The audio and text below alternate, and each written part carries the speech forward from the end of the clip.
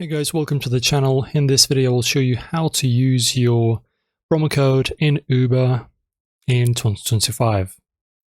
So grab your phone and let's get you riding for less.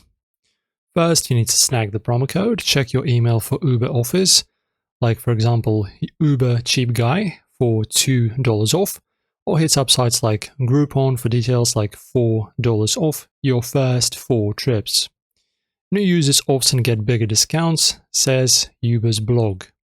Got one? Make sure it's not expired. Most last a few weeks, and some are city specific, like Sunderland or Brantford in the UK.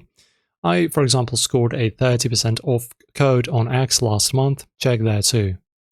Open the Uber app and tap the account icon at the bottom right. Hit Wallet.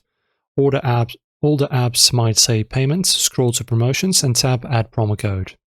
Type exactly the promo code that you have, no copy-paste, as it can mess up per Uber's support. After that, hit Add and check it's listed with its expiration dates.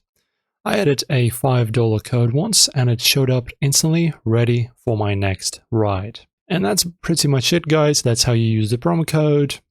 Drop your code or story below, like and subscribe for more hacks. Catch you next time.